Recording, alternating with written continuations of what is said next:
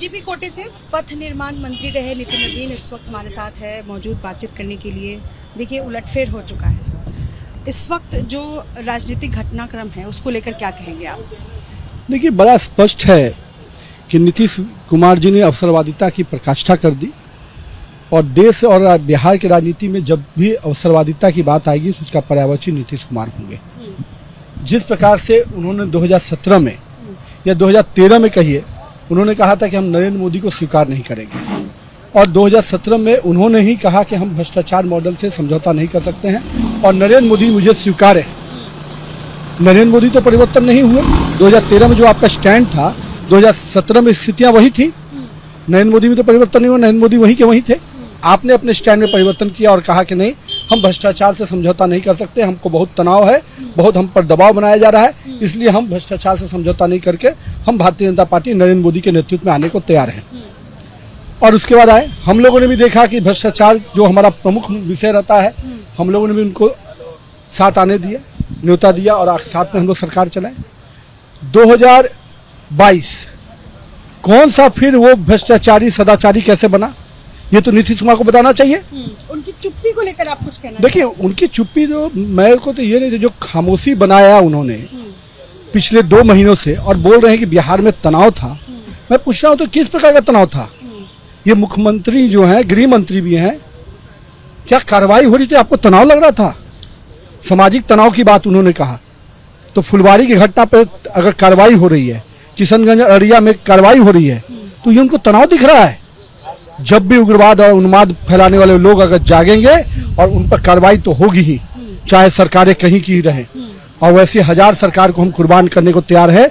अगर बिहार के अमन चैन के साथ कोई खेलेगा तो हम बिहार वासी, भाजपा के कार्यकर्ता किसी भी हाल में इसको बर्दाश्त नहीं करेंगे और इसकी लड़ाई जितनी दूर तक लड़नी होगी लड़ेंगे। लेकिन बिहार के अमन चैन के साथ कोई खेलेगा, समाज विशेष के तुष्टिकरण की राजनीति करने का प्रयास करेगा तो वो कतई हम मंजूर नहीं करेंगे। लेकिन जेडीयू तो कह रही है कि हिंदू मुसलमान तो बीजेपी करती आई है। कल भी रामसूरत राय की तरफ से ये कहा गया है कि बिहार को पाकिस्तान बनाने की कोशिश है। अरे भाई, तो ये मैं तो वही पूछा हूँ कि क्यों खामोशी थी?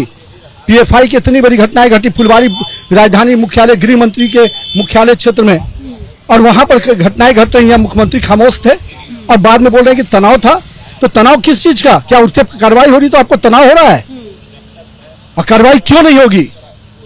और मैं स्पष्ट पूछता हूं नीतीश कुमार जी से कि अगर आपको ये तनाव दिखता है तो हमें तनाव मंजूर है। ऐसी 1000 सरकार कुर्बान है, लेकिन नीतीश कुमार जी 14 करोड़ जनता को जो आपने असुरक्षा का वातावरण दिया है, उस असुरक्षा के वातावरण से निकाल के हम रहेंगे। आप कह रहे हैं कि जेडीयू और आरजेडी की सरकार में असुरक्षा का माहौल है। इसके पहले मुख्यमंत्री जी ने क्या कहा? हम नहीं कह रहे हैं, मुख्यमंत्री जी कह रहे हैं कि अमन चैन बिगड़ रहा था। तो पीएफआई पे कार्रवाई हो रही थी तो अमन चैन बिगड़ रहा था। 2 महीने में कौन बड़ी घटनाएं हुई?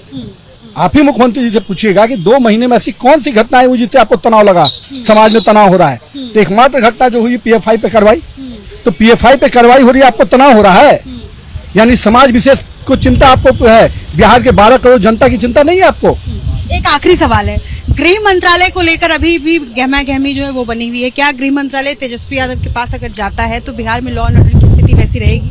तो कल ही आप देखिए, कल ही घटना शुरू हो गई है बिहार में और मुझे तेजस्वी यादव को क्या मॉडल है वो तो पहले समझ चुके हैं लोग।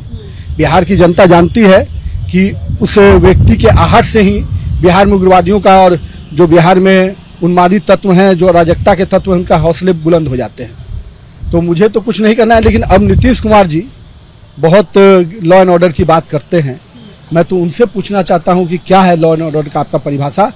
क्या कार्रवाई होती है तो आपको तनाव होता है?